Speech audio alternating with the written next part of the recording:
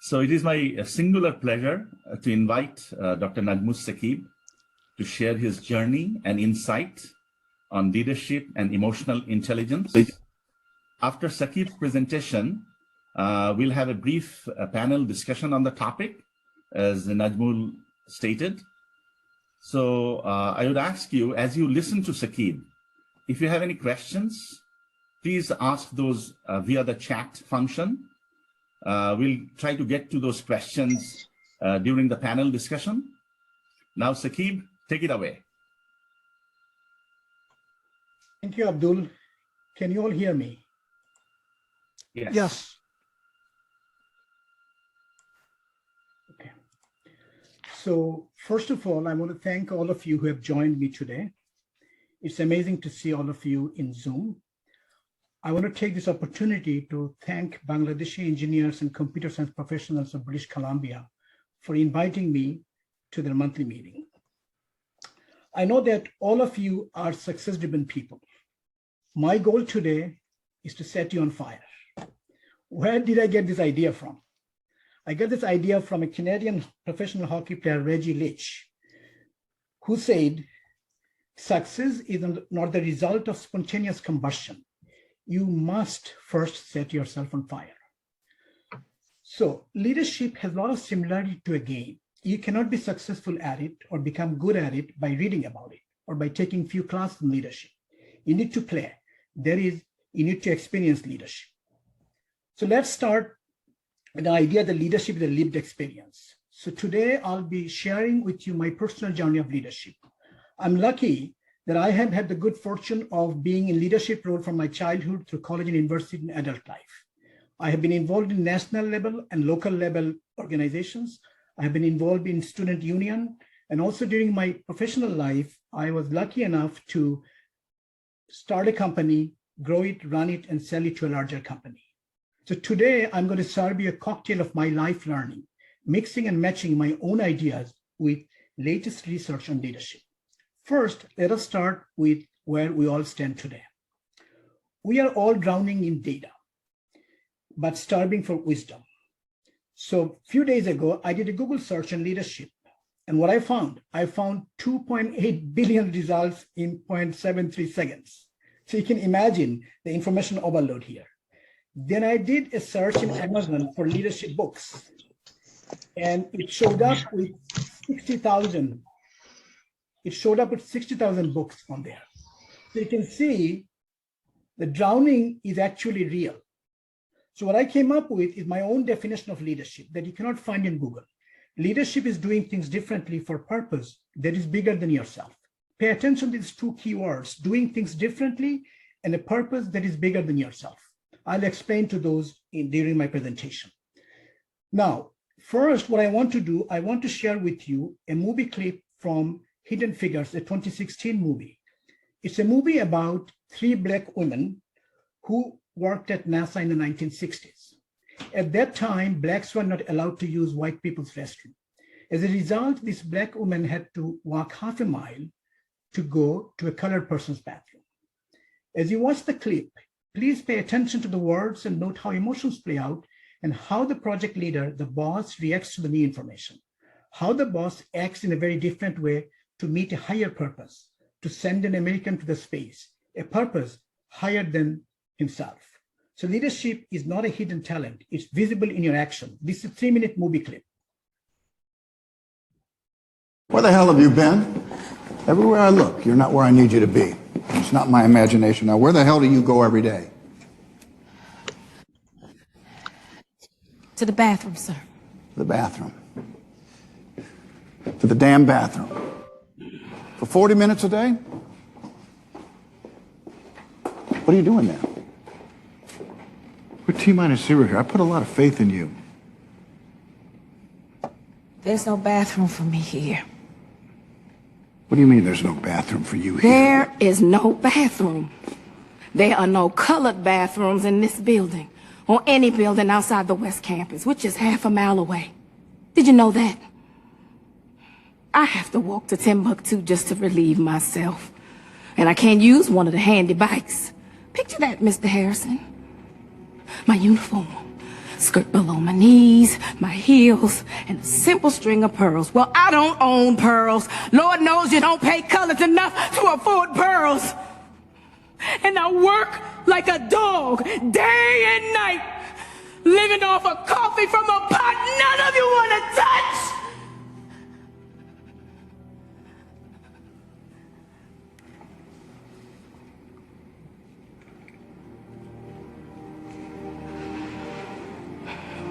So, excuse me if I have to go to the restroom a few times a day.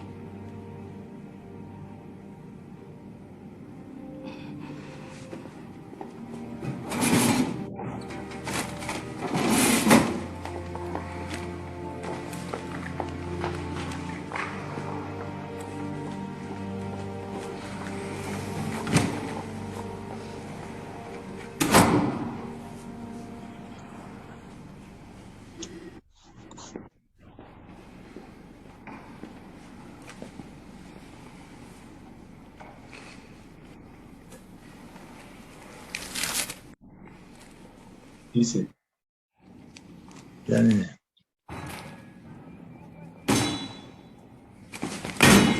कैसे नहीं आता जो मैं तो आएगी ना जो मैं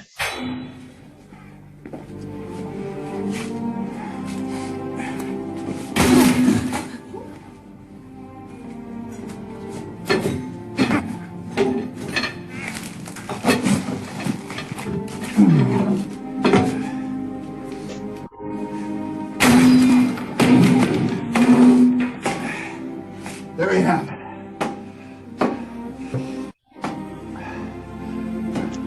No more colored restrooms. No more whiteness. Just plain old toilets. Go wherever you damn well please. Preferably closer to your desk. क्या थे सोनी कैसे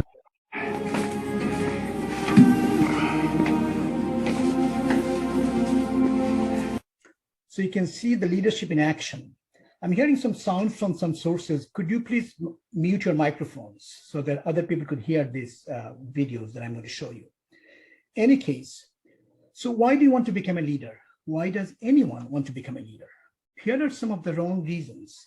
If you want to become a leader for money, power, or prestige, then forget it. You'll never become a leader because greed for money, power, and prestige will cloud your judgment and you will miss the opportunity to show leadership because those reasons are not bigger than yourself.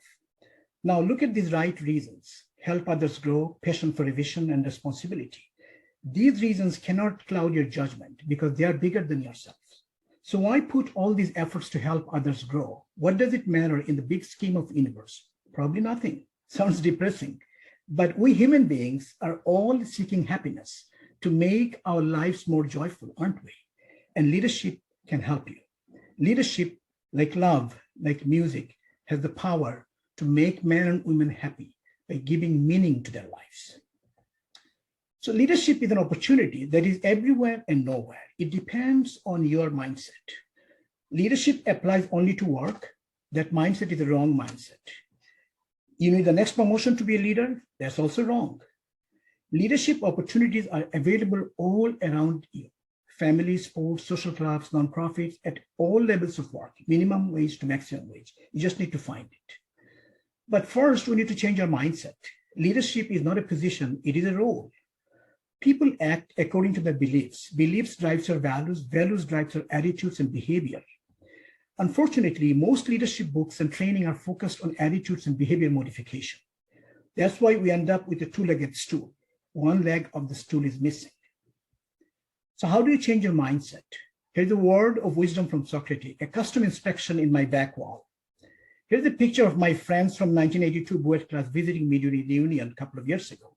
And if you look at this star moving here, there's an inscription on my back wall. If I zoom to that back wall, you see this inscription which says, "An unexamined life is not worth living," by Socrates. That means we have to examine ourselves all the time. Now, let us examine one of our beliefs. Example from a project management world. We all are familiar with the scope, schedule, budget, team, and deliverables and product quality. The common belief is that these all belong to domain of rationality. That means you can measure them, you can quantify them, and you can work on them. But look at the results. We have these books that you use But look at the results from 2020 Chaos Report Standish Group. For the IT projects in USA, 19% of the project failed, 31% of the projects only successful, and 50% are over budget, late, or reduced scope. And this is not only 2020 results. For the last 12 years, the same results are happening over and over again. What is the reason for these things? Obviously, he cannot blame China for that. So he will take responsibility. It's because our thinking that everything falls in the domain of rationality. Honestly, there is something called domain of irrationality. There are some fascinating books written by Dan Ariely that talks about irrationality in human beings. And if you cannot balance this domain of rationality with irrationality, you cannot run the project successfully. So let's examine another mistaken belief. Leaders are responsible for the job or the product. That's also wrong. Leaders are not responsible for the job. Managers are responsible for the job. Leaders are responsible for the people who are responsible for the job. That's why we end up with a three-legged tool where you could see the people leg is coming in, because people are both rational and irrational. So let us continue to examine life philosophy. What are the difference between managers and leaders? Managers focus on things, leaders focus on people. Managers do things right, leaders do the right things. Managers plan, leaders inspire. Managers organize, leaders influence. Managers direct, leaders motivate. Managers control, leaders build. Managers follow rule, leaders shape entities. And you can see all of these things basically fall in the domain of irrationality.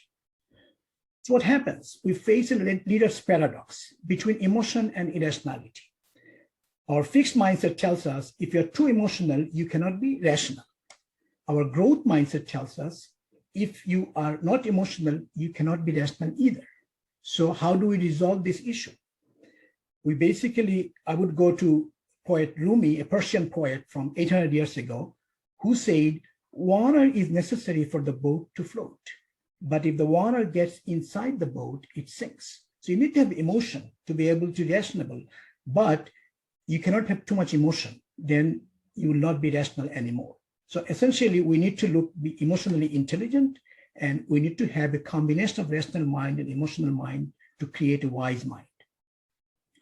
So what exactly is emotional intelligence? I've been talking about this. Emotional intelligence has 5 components: self-awareness, knowledge of one's emotional values and recognize their impacts on others, self-regulation, social skill, empathy, which considers and respect other people's feelings, and motivation, passion for the goal.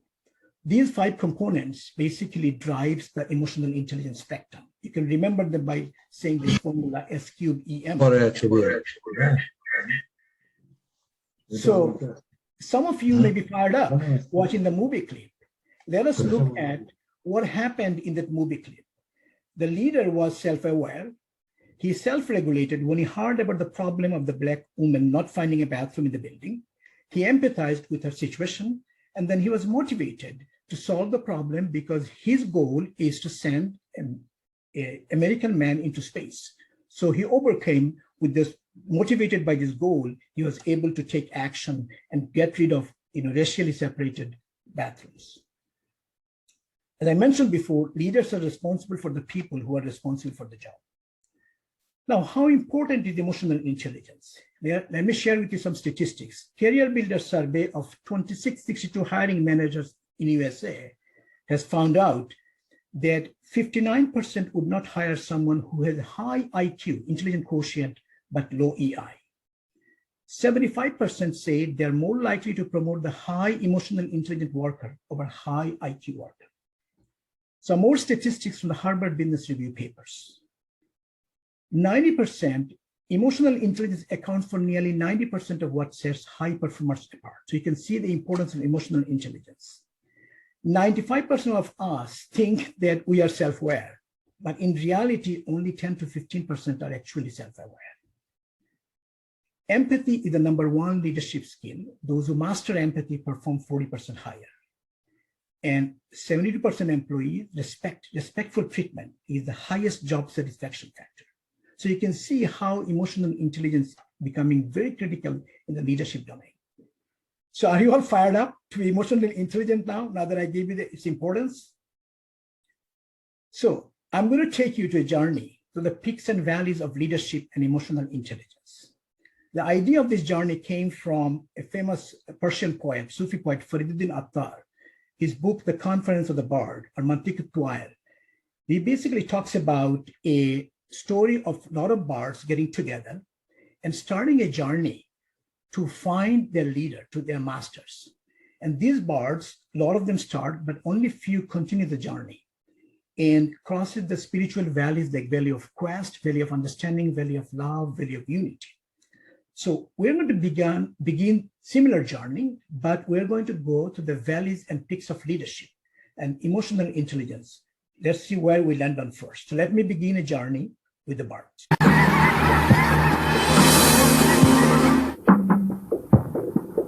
You can see only few are left in this leadership journey.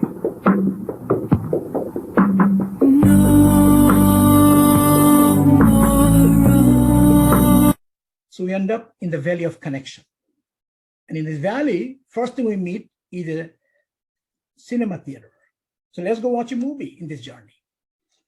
I'm going to show you a movie clip from the movie Pocahontas from Disney, which talks about how we are all connected to each other. Whether we are white or copper skin, we are all human beings, and how we are all connected to each other. Connection is a key feature of leadership. So pay attention to the lyrics of the song, which is also shown in the subtitle. The rainstorm and the river are my brothers. The heron and the otter are my friends. And we are all connected to each other in a circle, in a hoop that never ends. How high does the sycamore grow? If you cut it down, then you'll never know. And you'll never hear the wolf cry to the blue-horned moon. For whether we are white or copper-skinned, we need to sing with all the voices of the mountain. Need to paint with all the colors of the wind. So you can see emotional intelligence is like painting with the colors of the wind. We need to recognize the importance of connection. So let's look at some of the importance of connection and emotional intelligence. Today's world has a lot of problems like conflicts and wars, social, national, and even personal life conflicts, environmental degradation and unhappiness. Conflicts and war happen because we lost our connection to our fellow men and women. Environmental degradation happens because we lost connection to planet Earth and other living things. And unhappiness happens because we lost connection to our soul.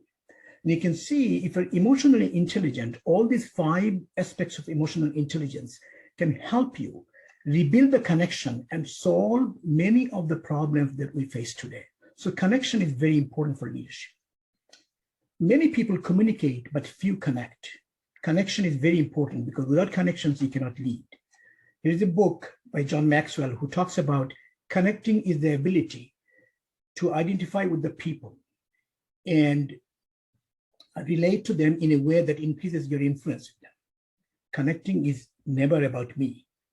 And this paper and book by Amy Cuddy, a Harvard psychologist, she talks about the way to the influence and lead is to begin with the warmth. It is the conduit of influence. Connection builds the warmth, in our human connections figure. I hear many people in our profession talk about that they're not getting the right level of admiration because they're highly competent people, but not getting the right level of respect in their company or business. So maybe this 2x2 matrix, I'll be able to explain that: high competence and high warmth. So if you are in this domain of high competence and high warmth, obviously you will get the admiration you need. But if you're a highly competent person, but have a low warmth, meaning poor connection, then people will be afraid of you and they'll envy you, but they may not admire you. And if you have a low competence and low warmth in this zone, you'll get the content, they'll hate you.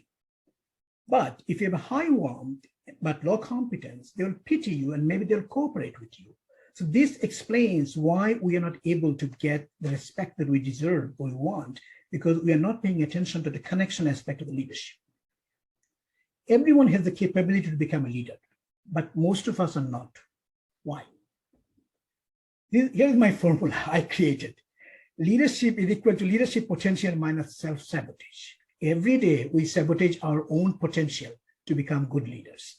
Here are 4 factors I have identified as the self-sabotaging factors. I call it EFDP: ego, fixed mindset, distrust, and profit loss obsession. So let us continue our journey and see what we have with the barbs.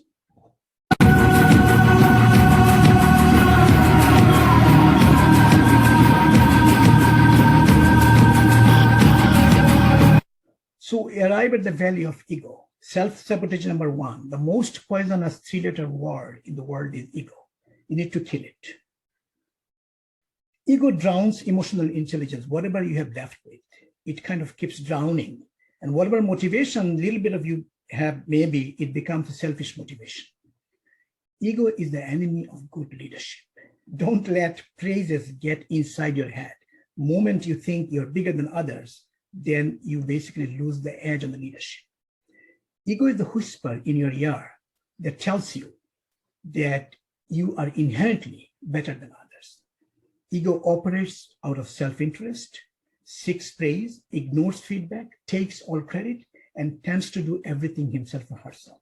So if you are doing any of these things, you are self-sabotaging your leadership potential. Ego is the root cause of most of the relationship problem we have with family, with workplace, or in volunteer organization that we work. So here are my 4 tips to tame the ego. Practice saying sorry. Saying sorry does not mean that you're wrong. If you say sorry, even when you're right, it means that you care more about the relationship than about being right. Remove the word I from your emails and speech. Use we. At the end of each day, reflect on all the people who were part of your, I'm sorry, something has happened. Saquib, দেখা যাচ্ছে না? I think somebody else is sharing the screen. No, it's okay. You can share your screen again. Okay. Do you see my screen now? Right. Yes, it's back. Yes. Okay. At the end of each day, reflect on all the people who were making you successful on that day, because you are not successful by yourself. And practice humility.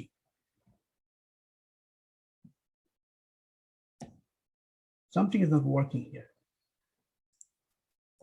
Yeah. Practice humility every day, because that is the best dose to kill the ego.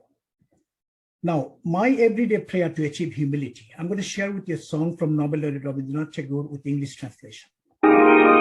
নিজেরে করিতে গৌরব দান নিজেরে কেবলি করি অপমান আপনারে শুধু ঘেরিয়া ঘেরিয়া ঘুরে মরি ফলে ফলে আমার মাথা নত করে দাও হে তোমার চরণ ধুলার তলে সকল অহংকার হে আমার ডুবাও চোখের জলে. So practice of humility is very important for leadership. So let us continue our journey with the bar. We arrive at the value of fixed mindset. As I mentioned to you, this is self-sabotaging factor number 2. Fixed mindset is limiting. It avoids challenges, gives up easily. It feels threatened by other success, desires to look smart. It thinks effort is fruitless. It ignores feedback and fixed abilities. This is a book written by Stanford Professor Carol Dweck, Mindset. Fascinating book. If you get an opportunity, read it. Growth mindset is freedom. It perseveres in the face of failures. Effort is required to build new skill. It believes and finds inspiration in other successes. It embraces challenge, accepts criticism, desire to learn, and it builds abilities. So fixed mindset, you need to move away from that. Otherwise, you'll be sabotaging your leadership potential.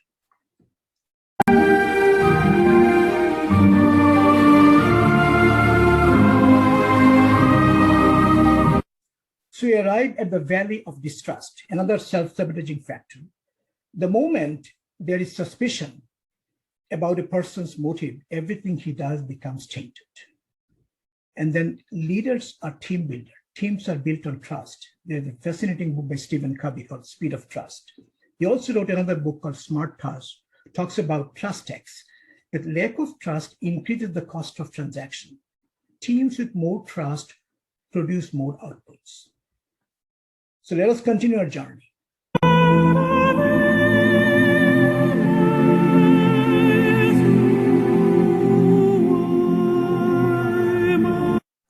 So the fourth self-sabotage factor that we need to be careful about is the profit loss obsession. Purpose of a business is to make profit. That's a wrong notion. The true purpose of a business is to create and keep a customer, not to make you money. By Theodore Levitt, Harvard professor, who wrote this fascinating book called Marketing Imagination, which actually influenced me a lot when I started my own business. And let me share with you another quote from American playwright Arthur Miller. Don't be seduced in thinking that which do not make a profit is without value. So we have covered the fourth self-sabotage factor. Let us continue our journey with the book.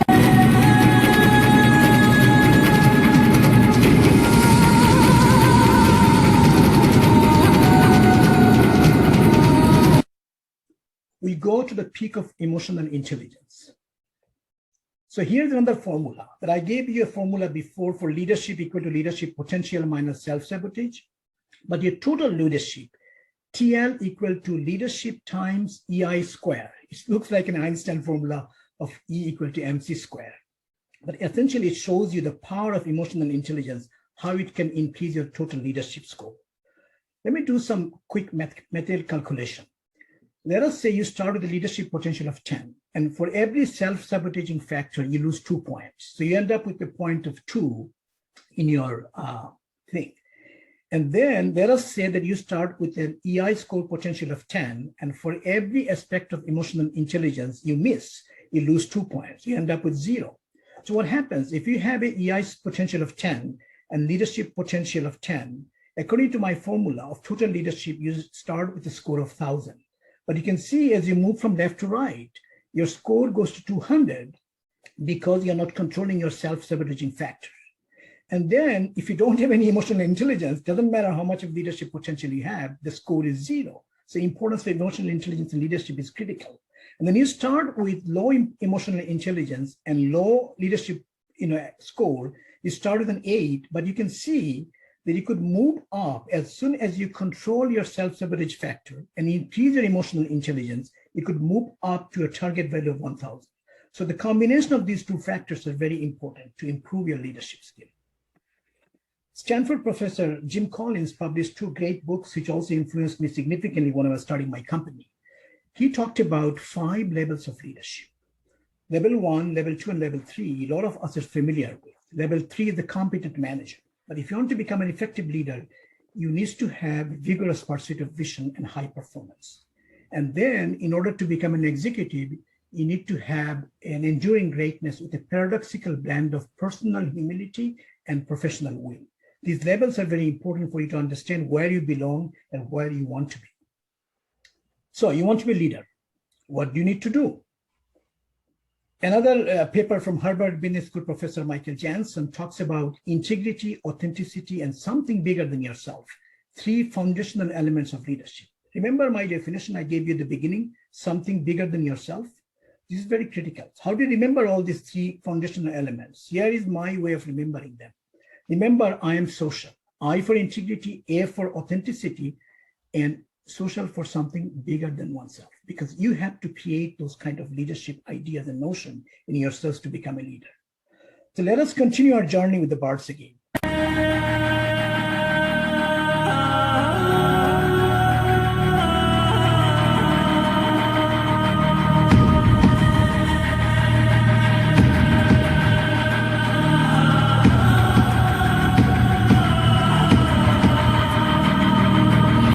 So you can see in order to peak the leadership, you have to achieve all the peaks.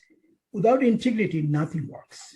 Integrity is being whole, consistent, ethical, fair, and respectful, trustworthy, dependable, and principled. Integrity means cost-benefit analysis does not affect my word, that I will not change my word when I find out that I'm going to lose some money. Integrity is very critical for being a leader. Also, you need to be authentic. What in the IT sector we call is YCW. What you see is what you get. Being honest, true to himself or herself, you cannot fake it. You need to be a leader. One cannot lead by acting like a leader. One can only be a leader by being a leader. That's critical. Then also the third component of the foundational elements of leadership is commit to something bigger than yourself. In volunteer organization, in work life, in family, you need to commit to something bigger than yourself if you want to become a leader. Let me give you some examples of that. Professor Muhammad Yunus wanted to create a world without poverty. Do you think it's possible? Probably not. But his dream is bigger than himself, and that he dedicated his entire life to create a world without poverty, but made some progress. Similarly, I have a dream of creating a world without religious terror, friendship of civilization. I believed in that, and I spent 10 years of my life writing this book called God's Faith Book, where I've showed all the harmony of religions, among all the religions, how it is harmonious. And then I lectured in temples, in churches, and other places to promote this idea of that we need to build a friendship among all religions. Now, when I started my own company, I was driven by excellence. So I want to form an excellent company. So in my business card that I designed, on the opposite side of my business card, I had this quote from Aristotle.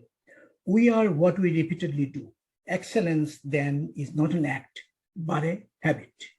So that drive for excellence, which is much bigger than myself, helped me build a company which is still number one in our field in California, in the groundwater and water management modeling.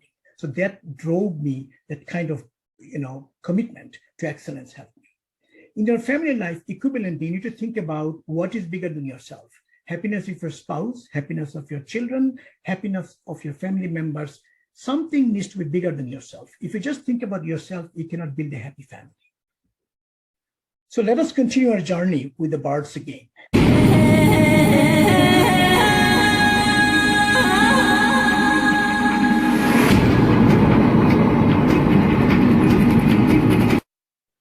To become a leader, you need to develop a passion for learning. Here are my personal influences that have helped me to learn. Like I learned in a very early age about Socrates' know thyself maxim, and I have tried to use it in all my life activity.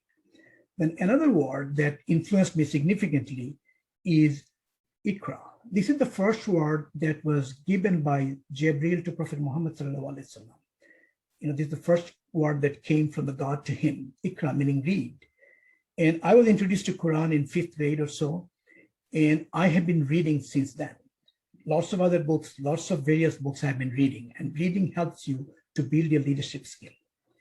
Another prayer that has influenced me in my life significantly, that a prayer that my father taught me, it's a Quranic prayer called Rabbi Zidni Ilma, oh Lord, increase me in knowledge. So I have tried every day, I try to increase my knowledge in some form or the other. That's kind of my driving force, that everything I do is my knowledge getting increased. That's what I need to do that. So develop a passion for learning. John F. Kennedy died on November 22, 1963, but he prepared a speech that he was not able to deliver because somebody killed him.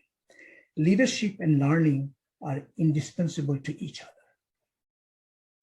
So what I would recommend you is to form a deep pact with yourself. Here are my 8 rules of leadership.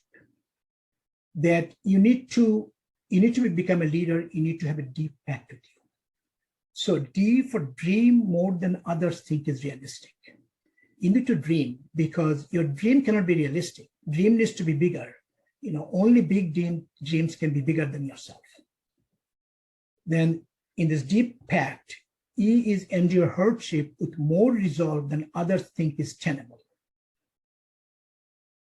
Ensure everyone is having more fun than others think is imaginable. You need to have fun in your work because laughter is the best medicine. Do something that brings joy every day, at work and at home. Protect yourself from self-sabotage more than others think is necessary. because self-sabotage is what takes away from us our leadership potential. Ego, fixed mindset, distrust, and profit loss motives that basically takes all the leadership potential away. So you need to protect yourself from self-sabotage more than others think is necessary. Practice more humility than others think is possible. Remember the level 5 leaders quality? Humility is one of the biggest virtues of level 5 leaders. Act with more integrity than others think is rational. You need to have integrity. You just cannot be kind of changing your world as, opportunity or profit loss motives drives you. Care for people more than others think is reasonable. Remember I mentioned to you, the job of a leadership is not to do the job, but to take care of the people who performs the job. So you need to take care of the people more than others think is reasonable. Trust more than others think is safe. Remember the trust tax I talked to you about? It will increase the transaction cost in many ways, time, money, and potential. Therefore, you need to trust more than others think is safe. Otherwise, this distrust self-sabotage factor will take away from the leadership potential. Hang this slide from a wall and examine your actions in light of this deep pact with yourself. You need to tell yourself that I'm going to follow these rules in my life, and examine yourself every day. As Socrates said, an unexamined life is not worth living. One thing you may have noted in this sentence I have underlined the word others. Why do you think I'm talking about the others so much in every single sentence? There are two fascinating books written by Jonah Berger, a Wharton Business School professor, on invisible influence and contagion, that talks about how others influence us. These books are actually written for marketing purposes, but they help you understand how we are influenced by others, how we make decisions that are influenced by others. And there's another great book by Wayne Dyer. If you want to escape from the trap of negative thinking, read this book, Your Erroneous Zone. Because negative thinkers will influence you and promote you to the self-sabotage and reduction of emotional intelligence. So you need to be cautious about those things. As I mentioned to you, you have the potential. You need to continue to develop this skill. Now, everyone has the capability to become a leader. You got a dream, you got to protect it. So I'm going to share with you another 1.5 minute clip from a movie named Pursuit of Happiness, 2006 US movie. I'm going, bro! Oh, okay.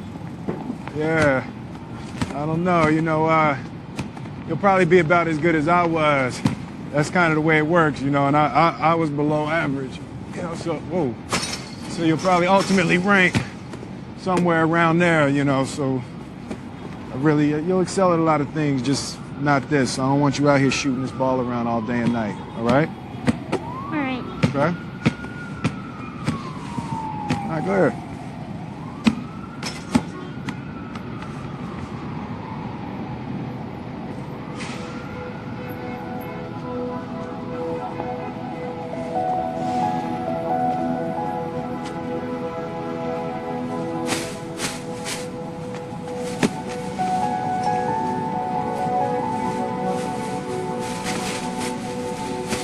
Hey. Don't ever let somebody tell you you can't do something. Not even me. All right? All right. You got a dream, you got to protect it. People can't do something themselves. They want to tell you can't do it.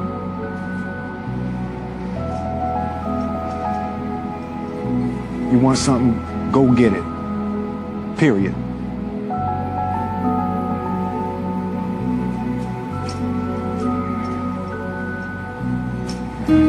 Let's go. So you must be fired up by now, right? Arise, awake, and stop not till the goal is reached. Swami Vivekananda, you have the leadership potential in yourself. You need to protect yourself from the self-sabotaging factor, cultivate emotional intelligence, but continue to work on these things. So I started with the promise today that I will set you all on fire. I don't know whether I was able to meet that promise through my lecture, but it's a continuous process of exploration of leadership, getting new ideas and protecting yourself from self-sabotage and cultivating an emotional intelligence. So this exploration will never end, like from the words of the poet T.S. Eliot, we shall not cease from exploration. At the end of all our exploring will be to arrive where we started and know the place for the first time. With that, I want to end my presentation. Thank you so much for your patient listening. Thank you. Saquib, you have fired us. And thank you for a truly enlightening and heartwarming presentation.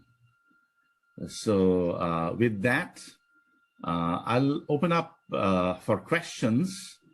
And if you can raise your hand, then I hope Najmul can, or, if you raise your hand and if you want to, ask a question,